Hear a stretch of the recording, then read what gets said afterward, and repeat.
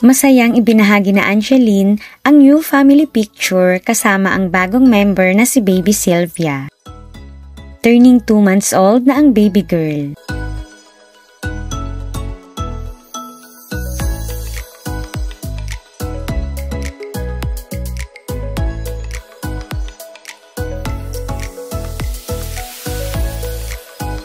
Super happy si Angge dahil unti-unti nang natutupad ang kanyang pangarap na bumuo ng sariling pamilya.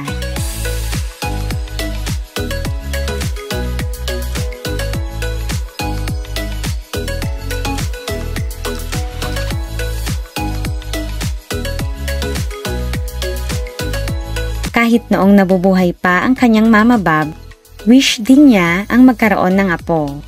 Sobrang nalungkot man si Angeline sa pagkawala ng kanyang ina, ay pinalitan naman daw ito ng saya dahil sa blessings ng mga anak. Nagkaroon muli ng direksyon ang kanyang buhay dahil dito.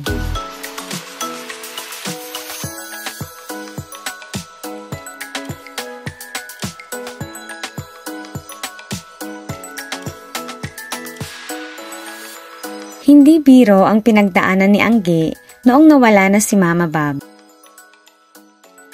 Nasabi niya sa isang interview na naisipan na nitong wag nang ituloy ang pag-awit dahil pakiramdam niya mag-isa na lang siya sa mundo. Nawalan na rin siya ng gana sa maraming bagay. Kaya't pasalamat ang mga kaibigan ni Angeline noong nagpatuloy pa rin ito sumabay sa hamon ng buhay.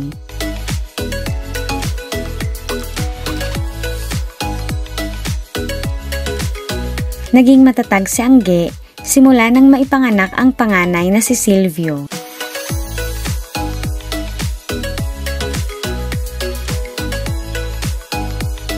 Two years old pa lamang ito, pero handang-handa na raw maging kuya.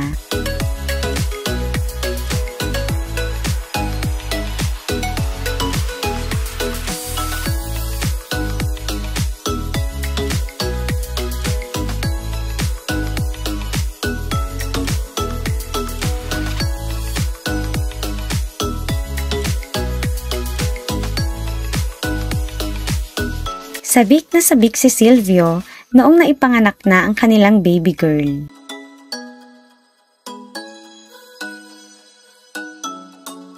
Ang malalapit na kaibigan ni Angeline tulad ni Yeng Constantino na parang magkapatid na ang turingan ay isa sa taong pinakamasaya para sa kaibigan. Lalo na noong kinasal si Angge sa non-showbiz partner na si Non Rev.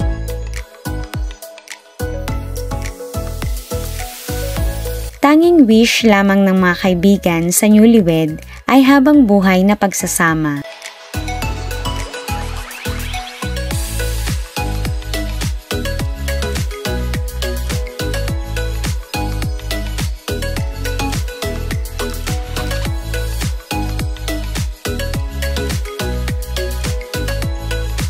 Ngayon ay madadagdagan na ang travel buddy ni Angeline. Noong si Silvio pa lamang ang kanyang anak ay madalas kasama ito trip to abroad para sa trabaho. Kaya ready na ang Mami Angge sa more challenging pero fun trip dahil kasama ang binuong pamilya.